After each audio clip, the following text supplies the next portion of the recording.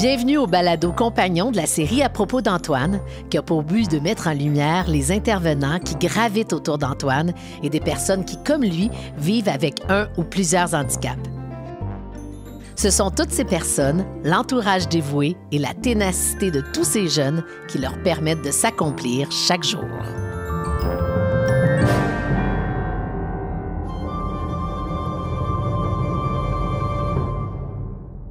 Aujourd'hui, nous recevons Jean-François Pichette, ergothérapeute et propriétaire de la clinique Hypoaction à Lévis pour discuter comment l'hypothérapie peut aider les polyhandicapés comme Antoine et tous les enfants avec des besoins particuliers. Est-ce que j'ai bien fait ça, Jean-François? Très bien. Tu es très gentil. Merci beaucoup. J'aime mieux jaser comme ça face à face que lire des textes. Qu'est-ce qu'on va faire, Jean-François? On ne montera pas sur nos grands chevaux tout de suite. Oui. On va commencer par la base ergothérapeute. Parce que c'est comme ça que tu as commencé. C'est comme ça que j'ai commencé, effectivement. Tu as étudié là-dedans? Oui, j'ai étudié à l'Université de Montréal il y a quelques années, pour pas nommer le nombre, mais ça fait déjà au moins 15 ans que j'ai gradué en Finalement, ergothérapie. tu l'as dit. Oui, c'est ça. Puis pourquoi tu as choisi cette branche-là? Ben, au début, je voulais faire médecine, puis quand j'ai découvert l'ergothérapie, je me suis dit, le médecin va voir l'enfant 15-20 minutes, après ça, il va le référer. Moi, j'avais la possibilité de me mettre à quatre pattes, jouer avec lui pendant une heure complète, me transformer en chevalier, en jouant princesse, et voir l'enfant évoluer au quotidien. Pour moi, ça n'avait pas de prix. Donc, c'est pour ça que j'ai choisi l'ergothérapie. Avoue que c'est le côté ludique que tu aimes toi-même jouer. Oui, c'est en plein ça. J'ai besoin de rester un enfant longtemps. Joindre l'utile à l'agréable. Exact. Fait qu'au départ, tu as travaillé comme ergothérapeute traditionnel, si on veut. Exact. Puis j'utilisais des petits animaux dans ma pratique. Donc, chat, chien, lapin, furet, cochon d'Inde, des oiseaux. OK, quand Parce même. que je croyais en l'apport de l'animal au niveau thérapeutique. Donc, je trouvais que c'était plus facile avec les enfants d'avoir accès à un animal à portée de main pour faciliter l'accès à l'intervention puis faire en sorte que ça soit plus ludique pour l'enfant. OK. Mais là, si on commence par la base, parce que moi, mon Benjamin a fait de l'ergothérapie, puis je vais être ben honnête, au début, je comprenais rien. Je comprenais pas à quoi ça servait. Je comprenais pas pourquoi faire des bulles pendant 10 minutes, ça servait à quelque chose. De mettre ses mains dans des pois chiches, ça servait à quelque chose. Je savais pas pourquoi il se balançait. Comprends-tu que pour moi, c'était... en quoi ça va aider son état à l'époque, il y avait un trouble du spectre de l'autisme. Fait que explique aux gens là, qui connaissent pas ça pantoute. Bien, dans le cas de ton Benjamin, en fait, quand il mettait les mains dans la pâte ou quoi que ce soit, c'est pour réguler au niveau sensoriel. Dans le fond, le cerveau de l'enfant, comme notre cerveau, va réagir différemment aux différents sens qu'on reçoit autour de nous. Ouais. Donc, pour certains, on va avoir des gros trous de moustiquaire, d'autres des petits trous de moustiquaire pour capter l'information. Si en ce moment, je te parle de tes vêtements, tu vas être en mesure de les ressentir sur ton corps. Pourquoi? Parce que le fait que je t'en parle, ça a fait en sorte que c'est devenu une information pertinente envoyée au cerveau. Mais ça arrive avec nos cocos, surtout avec notre clientèle TSA, que des fois, les trous sont trop gros du moustiquaire ou des fois sont trop petits. Donc, si les trous sont trop petits, par exemple, le cerveau de l'enfant ne sera pas assez nourri d'informations. Donc là, on peut avoir un enfant qui va avoir de l'agitation, qui va bouger beaucoup, qui va toucher à tout. Se désorganiser. Se désorganiser parce qu'il essaye de réguler son système nerveux, mais il n'y arrive pas suffisamment. Donc, par des gestes, en se mettant en mouvement, il va essayer d'y arriver. À l'inverse, si les trous de moustiquaire sont très gros, bien, ce que l'enfant va faire, c'est qu'il va essayer de se protéger parce que là, il devient envahi de stimuli qui sont non pertinents. Donc, hypersensibilité au niveau du toucher, se mettre la main sur les oreilles parce qu'il y a trop de bruit. Donc, ce qu'on va faire comme ergothérapeute, c'est aider l'enfant à mieux réguler ses sens pour être en mesure de mieux fonctionner au quotidien. Hypo et hypersensoriel? Oui, c'est en plein ça. Donc, pas de sens ou trop de sens. C'est ça. Hypo reçoit pas assez d'informations, hyper reçoit trop d'informations. Alors, c'est pour ça qu'on voit, justement, tu parlais au niveau du bruit des jeunes, souvent qui ont des coquilles. On le voit dans la série à propos d'Antoine. Il y a des coquilles parfois dans la série. Exact. Donc, ça, c'est une façon de le protéger un petit peu des sons qui sont trop envahissants, puis s'assurer que son niveau d'éveil soit optimal pour un apprentissage ou pour un tournage. Parce que les sons prennent toute la place. puis il n'est pas là, donc il ne focus pas. Moi, je me rappelle, en tout cas, Benjamin, quand on était en voiture, puis que là, il y avait un petit frère ou une petite sœur qui pleurait ou qui faisait trop de bruit, et là, c'était le stress total. Mm-hmm. Mais imaginez, ça, c'est son quotidien. Donc, il vit continuellement avec ces bruits qui sont intenses pour lui, qui ne sont pas nécessairement pour nous. Si on ressentait continuellement nos lunettes ou nos boucles d'oreilles, ben à un moment donné, ça serait invivable parce que notre focus serait toujours sur ces sensations tactiles qu'on reçoit sur notre nez ou sur nos oreilles. Donc, on ne serait pas capable de garder notre attention sur la conversation, sur ce qui se passe autour. Mais c'est un peu ce que les cocos peuvent vivre au quotidien. Ah, t'es tellement bon parce que je trouve que tu fais des images qui nous permettent de tout de suite comprendre. Fait que là, j'imagine que là, les gens embarquent dans la conversation. Là, on est tous au même niveau. Ben, tant mieux. Fait que quand un jeune arrive, là, on va parler d'Antoine parce que t'as la chance de travailler avec Antoine aussi. Mais on va partir avec des jeunes. On reste toujours en ergothérapie. On va arriver aux chevaux dans quelques instants. Mais quand un jeune arrive, est-ce que tu le suis évidemment pendant quelques séances? Est-ce que tu vois vraiment une différence entre la première puis mettons la 10e séance? Bien, pour la majorité des enfants pour qui notre approche est efficace, ça se peut des fois que le lien thérapeute-client passe moins bien. Oui. Mais habituellement, oui, quand on met le doigt sur les besoins, que ce soit sensoriels ou moteurs des enfants, puis qu'on leur donne des trucs simple au quotidien, mais ça devient facile pour eux autres. Un exemple? Un exemple oui. au niveau sensoriel? Avec un jeune là, que tu as rencontré, avec qui tu as travaillé, puis que tu as fait comme... Tu as eu une belle fierté là, de choses qui ont émergé. Là. Ben moi, c'est sûr que j'ai la chance d'utiliser un médium qu'on va pouvoir parler davantage tantôt, qui est l'utilisation du cheval au niveau thérapeutique. Ouais. Mais j'ai la chance d'avoir vu des enfants qui présentent la paralysie cérébrale, donc une déficience motrice cérébrale, réussir à marcher, même si le pronostic de marche était faible, de par l'implication soutenue des enfants, de par tout ce qu'ils ont fait. Moi, chaque année, je participe au Marathon de Québec, puis je vois des jeunes qui travaillent toute l'année juste pour réussir à faire quelques pas. Puis moi, mon objectif, ben, c'est de les pousser pendant 10, 21, 42 kilomètres dans leur fauteuil roulant. Puis quand on a rendu à l'arrivée, on les sort du fauteuil roulant, on prend une marchette, puis ils passent l'arrivée à la marche. Entendre leur nom scandé par des centaines de personnes, pour moi, ça a pas de prix. De voir des enfants qui travaillent juste quotidiennement pour apprendre à faire un petit pas, alors que nous, des fois, on se plaint pour pas grand-chose. C'est juste magique, je pense. Ouais. Ça m'est déjà arrivé avec ma petite Florence, qui est neurotypique, d'avoir fait une course de 5 km, puis elle était trop petite, fait qu'on la poussait dans le pouce-pouce, mais à la dernière minute, elle a voulu se lever et elle a couru jusqu'au fil d'arrivée, et la fierté sur son visage, elle avait fait tout le 5 km dans sa tête, là. Fait que je peux comprendre qu'en plus, quand t'es un jeune qui a des difficultés motrices, c'est tout un exploit. Je suis très touchée par ça. Vraiment, vraiment. Merci. Félicitations, bravo. Puis à quel moment s'est fait le lien vers les chevaux? En fait, quand j'ai gradué en 2006, j'ai fait quelques années de pratique en pédiatrie. Okay. J'ai eu la chance d'être mis en contact avec une fondation, qui est la Fondation Chevalerie-Passion, qui exerce toujours dans le coin de Québec. Okay. Puis, eux étaient à la recherche d'un professionnel de la santé parce que c'est des gens passionnés par les chevaux, c'est des gens qui croyaient en l'apport de l'animal au niveau thérapeutique, mais qui n'avaient pas nécessairement les connaissances au niveau de l'handicap, au niveau de... Donc, j'ai été approché. Mais toi, tu n'avais aucune connaissance avec les chevaux? Non, du tout.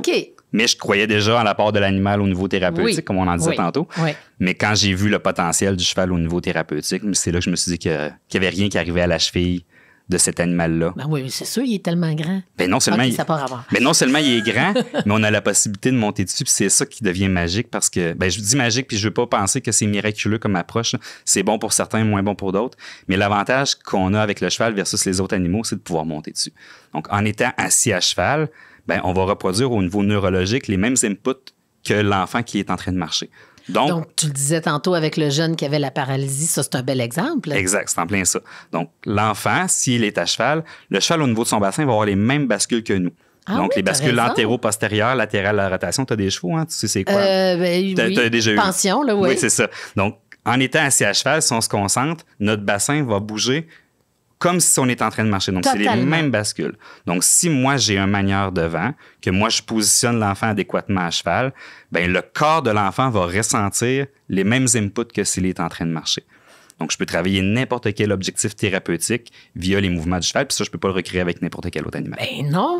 Ça a l'air que c'est la même chose avec le rire. Même le faux rire, notre corps le capte comme si c'était un vrai rire, puis a les mêmes bienfaits. Donc, je comprends que c'est la même chose avec le cheval pour la marche. C'est en plein ça, en plus d'aller chercher tout l'aspect motivationnel, parce que pour un enfant, plutôt que d'être dans un local qui est un peu plus hermétique, qui fait un peu plus médical, mais là, il arrive à la ferme, il arrive dans un décor qui est enchanteur.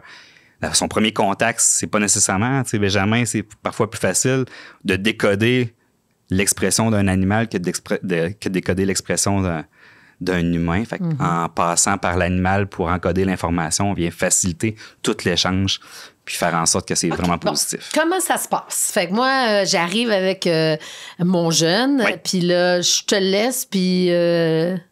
Oui, bien, grosso modo. Ben, c'est sûr et certain qu'initialement, j'ai besoin d'une évaluation. J'ai besoin de voir le niveau de l'enfant, voir comment il fonctionne, ou au minimum de me guider parce que les enfants qui viennent souvent, ils sont blindés de rapports du réseau. Là. Fait qu'ils en ont vu un puis un autre. Fait que plutôt que de recommencer la démarche, ben moi, je me fie au rapport que j'ai un bon contact avec le professionnel que j'appelle pour dire on en est où. Des fois, je l'invite même lors de la première rencontre. Que tout le monde fait partie du processus. Exact. Tu parles de rapport, puis je me suis amusée à montrer ça il n'y a pas longtemps. Moi, mes 2 enfants ont des rapports comme ça, là. Puis là-dedans, il y a les bulletins d'école, là. C'est pour te dire, là, c'est épais comme ça. Puis j'ai dit, maintenant, je vais vous montrer le dossier de Benjamin. Ben, c'est ça. Alors, c'est sûr que si tu te mets à lire tous les rapports que sur Benjamin, on parle ici d'une lecture à temps plein. Fait que c'est sûr que des fois, on va synthétiser. Puis comme ça fait plusieurs années que je suis ergothérapeute, mais je me fie à mon jugement professionnel. Puis avec les échanges qu'on a, habituellement, on est capable de mettre le doigt sur les défis de l'enfant. Puis avec une bonne discussion avec les parents qu'il faut impliquer, bien évidemment. Alors, fait qu'une fois que l'évaluation est faite... Et que j'ai déterminé que le cheval pouvait être un bon outil thérapeutique. Puis les besoins aussi. Tout à fait. Donc là, les parents vont se présenter à l'écurie. On va faire un bon choix du cheval parce qu'il faut que je fasse un pairage optimal entre le cheval et les besoins de mon client. Puis ces chevaux-là, généralement, c'est des chevaux plus calmes, à la retraite? Pour la majorité, c'est des chevaux d'un certain âge, donc qui ont eu du vécu, que ce soit en dressage, que ce soit en rodéo dans le passé. Ah oui? Oui. Moi, mon vieux Spider-Man, il a fait... Des rodéos? Oui. Ah, tu vois, ça, c'est une information que j'aurais pas aimé avoir avant que mon fils monte sur cheval. Mais ça m'aurait fait peur. Ça n'a pas été un cheval de rodéo, mais il aidait les cow-boys dans certaines tâches. Puis, ça l'a servi quand même parce que ça fait en sorte qu'il est désensibilisé au bruit lui-même. Ah oui, hein? Donc, il n'a pas peur quand il y a beaucoup de musique, quand il y a beaucoup de choses. T'as raison. Les cris. Les cris, hein, c'est sûr et certain qu'il faut avoir un cheval qui est habitué de les entendre. Puis on a passé des centaines et des centaines d'heures à leur montrer les jouets parce que on peut jouer aux épées, on peut jouer au cow-boy. Fait qu'on transforme l'environnement du cheval. Fait qu'il faut s'assurer qu'il n'ait peur d'aucun élément qu'on utilise pour la sécurité. Oui, OK. Donc, alors, on revient. Dans le fond, le jeune arrive à l'écurie. On va commencer par brosser l'animal. Donc, que ce soit en position assise ou en position debout. Ouais, on veut créer un contact qui soit positif entre l'enfant et l'animal. Puis après ça, le contact se fait tout seul avec moi parce que le contact s'est créé avec l'animal. Ouais. C'est souvent très, très, très facilitant pour moi d'avoir la présence de l'animal parce que tout de suite, ça vient désamorcer l'enfant, ça vient le rendre bien, le rendre calme, puis ça le rend disponible aux apprentissages qu'on fait par la suite. Donc, on va brosser. Tout dépendant de ce qu'on a besoin au niveau de la motricité fine, je peux choisir la brosse en conséquence de ce que j'ai comme besoin. Fait que l'ergothérapeute, là, est vraiment là, il travaille essentiel. sans arrêt, c'est ça, exactement. Donc, tout dépendant des objectifs, je vais le faire travailler en position assise, en position debout. Donc, juste la mise en charge pour un enfant qui aurait des défis ou qui serait en fauteuil roulant, mais c'est déjà génial. Déjà juste d'être capable de rester debout pendant 5-10 secondes à brosser le cheval. C'est vrai. Après ça, on va aider à mettre les équipements s'il est en mesure de le faire. On met le casque, on met la ceinture, puis après ça, on va se diriger pour notre activité à cheval. OK. Est-ce que tous les enfants peuvent monter à cheval? Non, c'est pas tous les enfants qui peuvent monter à cheval. Souvent, faut s'assurer qu'il n'y a pas d'instabilité au niveau cervical. Chez certains jeunes qui présentent la trisomie, entre autres, ils peuvent avoir des instabilités cervicales.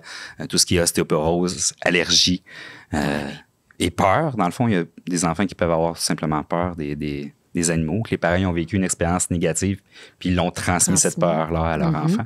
Donc, c'est vraiment de s'adapter en fonction de la capacité. Puis si l'enfant désire ne pas monter à cheval, ben on va respecter. Puis on va faire des activités au sol ou on va juste être dans l'environnement éloigné pour une première séance, puis tranquillement, on va l'amener à monter. Donc, désensibiliser ou là, je pourrais même dire sensibiliser à l'animal. Exact. OK, good. Puis une fois que vous êtes sur le terrain, on appelle ça comment? L'anneau? Dans le manège. Le manège, c'est ça. Une fois que vous êtes dans le manège, là, ça se passe comment? Ben, pour monter, en fait, on a la chance d'avoir un montoir qui permet, par exemple, pour Antoine, de monter le fauteuil roulant à la hauteur du cheval, faire un transfert assis face à moi, puis après ça, on va passer la jambe par-dessus l'encolure du cheval, là, donc son cou, pour qu'il soit assis par la suite. C'est impressionnant pour un jeune, tu sais. C'est très impressionnant. Oui. Tu sais, souvent, ça va être très bon pour travailler l'estime de soi puis l'autocontrôle parce qu'on va leur donner le contrôle sur un animal de 1000 livres. Ah oui, c'est impressionnant. Oui. Ça donne une bonne décharge de confiance et d'adrénaline. Oui, tout à fait. Puis là, vous vous promenez, puis en même temps, tu fais des exercices. C'est ça. Donc, tout dépendant de ce que j'ai besoin. Donc, par exemple, pour Antoine, je veux qu'il acquiert le fait de contrôler une action. Donc, je vais lui demander, par exemple, de tourner une roue. Ça va activer la musique. Quand la musique part, le cheval avance. Donc, c'est lui qui va avoir... C'est très drôle, ça. Oui. Donc, en plus d'exercer un contrôle au nouveau moteur, ben ça envoie un message comme de quoi qu'il est responsable du fait que son cheval avance ou pas. OK. Ça, c'est important pour moi. Oui. Dans le cas d'Antoine, à cause des crises d'épilepsie, il a perdu des acquis. Oui. Est-ce que... Je sais que tu l'as revu il y a pas longtemps là, pour des sessions. Comment ça s'est passé? Ça s'est très bien passé. J'ai été quand même surpris de voir à quel point il était encore en forme, même si ça faisait un certain temps qu'on s'était vu. Là. Dans le fond, dans les 10 dernières années, on s'est beaucoup vu par épisode, malheureusement, à cause de son épilepsie. Mais j'ai été vraiment surpris là, de ce qu'il est en mesure de faire. C'est sûr qu'il a grandi beaucoup, donc c'est pas la même game pour moi aussi de faire l'activité parce qu'il faut que j'assure l'aspect sécuritaire. Donc là, on a une personne en avant, mais j'ai un bénévole de l'autre côté aussi qui assure la sécurité. Donc, on est à 3 en permanence pour soutenir l'enfant. Mais ça se passe très bien. Là, on avait un coco qui était souriant, qui était enjoué, puis qui avait toujours le plaisir à être à cheval. Donc, hyper gratifiant.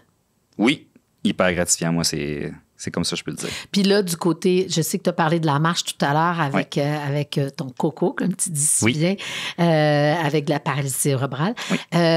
Dans les petites actions, qu'est-ce que tu peux voir émerger avec le cheval? Ben, ne serait-ce que davantage de contrôle pour rester en position assise. Le tonus. C'est ça. Donc, tout ce qui est lié au niveau du tonus, on parlait des sens tantôt. Ben, la présence de l'animal, par exemple, pour un enfant qui aurait un TDAH ou de l'hyperactivité, ben, juste les stimuli proprioceptifs, donc le fait de bouger, d'être groundé, va rendre l'enfant plus disponible aux apprentissages. Donc, moi, si, exemple, je veux travailler le stress chez un enfant, je veux travailler des apprentissages scolaires, mais que j'ai un enfant qui butine parce qu'il est distrait par tout ce qui se passe autour, bien, la présence de l'animal, le fait d'être assis à cheval, d'envoyer des décharges proprioceptives, va rendre l'enfant disponible. Puis là, ben, après ça, je peux travailler n'importe quoi au niveau de ses objectifs. Fait que rapidement, je vais avoir accès à des enfants qui sont disponibles qui vont être ouverts à l'apprentissage, ce qui n'est pas nécessairement possible en salle. Des fois, il faudrait que je prenne un 10-15 minutes pour stimuler l'enfant, pour le rendre disponible, pour le calmer. Puis après ça, je peux travailler différents apprentissages. Mais là, dès quelques minutes, des fois à cheval, on voit une différence. On n'a pas besoin de pression profonde parce qu'effectivement, il y a comme une espèce de lourdeur avec le cheval. Exact. C'est comme si le cheval était mon deuxième thérapeute qui faisait des pressions profondes, qui rendait l'enfant disponible pendant que moi, je peux travailler la motricité fine, l'attention, la Mais Benjamin n'a jamais fait de comment t'appelles ça? Hypothérapie. Il a fait du cheval. Oui. Peut-être une dizaine de fois là, pendant vraiment une session. Là. Puis ce que je trouvais chez Benjamin, c'est son espèce de tonus. Mais ça, c'est peut-être lié avec l'adolescence. Qui manquait de tonus, qui était affaissé un peu. Oui, alors qu'en cheval, si on voit des cavaliers, c'est vrai qu'ils sont très droits, hein? Oui. C'est une référence, mais lui, c'est comme il s'affaissait. Mais même à cheval, il s'affaissait. Non, c'est ça. Ça l'aidait. Ouais. Voilà, exactement. Puis on aurait, par exemple, un enfant qui aurait des difficultés langagières avec un faible tonus, bien, juste le fait d'être assis à cheval va créer un redressement du tronc, libérer le diaphragme, et là, on peut faciliter l'expulsion des sons. Fait que même pour des stratégies langagières, ça peut être un excellent outil. Les chevaux, on peut pas transporter ça dans les écoles puis dans les centres. Donc, tu as les autres petits animaux. De quelle façon tu vois que ces animaux-là, les plus petits, aident de leur côté? Un peu de la même façon. C'est sûr qu'on ne peut pas aller aussi loin, mais ça demeure un facilitateur à l'intervention. Toujours. Puis ça nous permet de faire du transfert des fois entre le vécu de l'enfant ou la façon qu'il va agir avec l'animal versus des choses qui peuvent se passer avec lui et des amis dans son quotidien. Donne-moi un exemple. Moi, j'aime ça, les exemples concrets. Là. Ben, exemple, un enfant qui va être très, très, très brusque avec un chat parce qu'à l'école, il est victime d'intimidation. Donc, des fois, puis je ne vous dis pas que c'est parce qu'un enfant est brusque avec un chat qu'automatiquement il vit de l'intimidation. Oui. Mais ce que je veux dire, c'est que si c'est son vécu, ça peut être une façon de transférer sa colère ou ce qu'il vit. Donc, ça nous donne de l'information sur plein de choses qui se passent autour de lui. Donc, là, nous, de par notre approche avec l'animal, on peut l'amener à avoir une relation différente, à y aller tout en douceur, à contrôler son impulsivité des fois parce que c'est juste de l'impulsivité qui ressort un peu différemment. Fait qu'en travaillant au niveau sensoriel, on va réduire cette impulsivité-là puis rendre le contact plus agréable. Puis ça va l'aider pour les animaux, mais éventuellement, ça va être transférable à son contact avec les autres aussi. Tout à fait. Toi, dans ta vie, est-ce que ça t'aide? L'hypothérapie? Ça m'aide énormément. Toi, personnellement, là? Oui, ça m'aide énormément. Comme je vous l'ai dit tantôt, je suis à la tête d'une équipe de 40 professionnels. Ça va vite. J'ai un cerveau de TDAH moi-même. Puis quand que j'arrive dans le contexte avec les chevaux, mais ça me permet moi-même une pause mentale. Donc, je m'apaise à la présence des animaux. Tu sais, c'est important parce que si toi-même, tu n'es pas sensible à ça, ça serait un cordonnier mal chaussé, qu'on dit? Oui, c'est ça. Mais quoi que des fois, j'enseigne aux parents de prendre des pauses puis de déléguer, mais je suis... ça, c'est très drôle parce que... Je suis un peu cordonnier mal chaussé moi-même des fois pour ça. La vie va vite. Oui, la vie exact. va vite.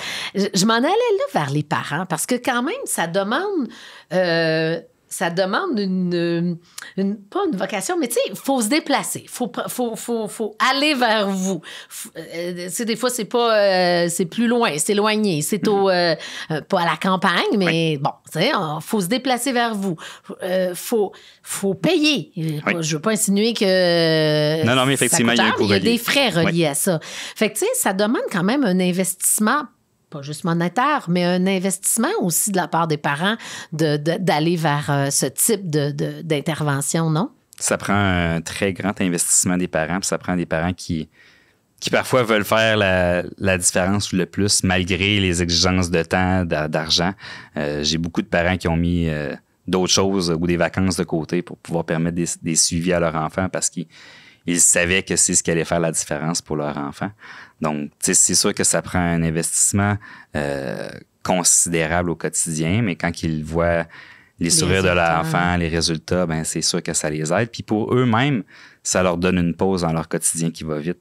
Oui. Parce que c'est 1 heure qu'ils prennent pour eux, loin du téléphone souvent, à être à la campagne. Non, c'est pas vrai, parce que moi, quand j'y vais, je prends des photos. Ah oui, ben ça, au moins, c'est juste pour des photos. Ça reste qu'on profite du décor puis de l'environnement pareil. Puis, je dirais que 80% des familles qui viennent chez nous le disent que c'est thérapeutique. Quand je le disais pour moi, mais pour les familles pour qui ça va vite, pour qui ça arrête pas, mais pendant 1 heure, ils voient leur enfant qui est étiqueté avec des défis tout le temps, vivre des réussites parce qu'il prend le contrôle sur une bête de 1000 livres, avoir le sourire fendu jusqu'aux oreilles.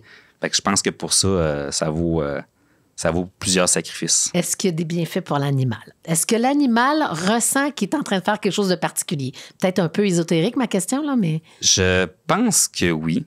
Je te dirais que c'est peut-être pas tous les animaux qui ont une sensibilité aussi grande, mais je connais des chevaux qui vont ressentir beaucoup le cavalier, qui vont être connectés, qui vont savoir immédiatement quand le client arrive que avec lui, je vais avoir une grosse collation. Avec lui, je vais avoir plus de câlins.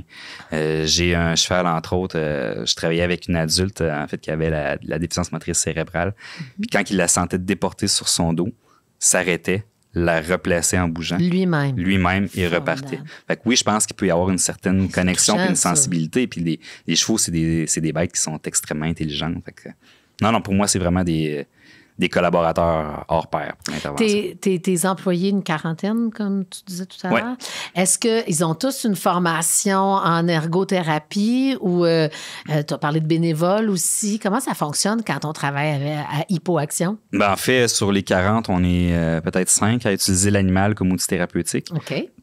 Donc, les gens chez nous sont libres de choisir ou pas la présence de l'animal en intervention. Ah, OK. Certains vont avoir plus d'habileté que d'autres à l'utiliser, plus d'intérêt. Puis, c'est vraiment libre aux gens de l'utiliser comme outil thérapeutique. Puis, voyons, ce que je voulais dire. Ah, ça m'arrive tout le temps. Non, mais je parlais, est-ce que tous les gens ont un bagage pour travailler avec les chevaux? Non, ils n'ont pas tout un bagage pour travailler avec les chevaux. Donc, on est environ 5 sur l'équipe de 40. Puis, on n'est pas tous ergothérapeutes. Donc, j'ai orthophoniste, neuropsychologue, psychologue, physiothérapeute. Donc, on est l'ensemble des professionnels pour répondre à l'ensemble des besoins de l'enfant. Donc, on est une équipe multi. Je comprends, là. Ouais. Vous êtes tous à Lévis. Oui. Parce qu'on vous cherche partout à travers le Québec, les ergothérapeutes, les orthophonistes, tu sais, vous êtes comme une denrée rare. On court après vous. Effectivement, quand il y aurait besoin de plus de professionnels, ça devrait s'améliorer avec les années, mais... Oui, c'est ça. Fait que s'il y a des jeunes qui nous écoutent, c'est une très bonne idée de travail pour le futur. Tout à fait. Puis s'il y a des universités qui nous écoutent, c'est une bonne idée d'en acquérir davantage aussi. Ah, merci du bon commentaire. Est-ce que c'est la vie que tu pensais que tu allais faire quand tu étais petit? Oui, c'est exactement ce que je pense. Bien, l'utilisation de l'animal, non. Mais faire ce que je fais auprès des enfants, oui.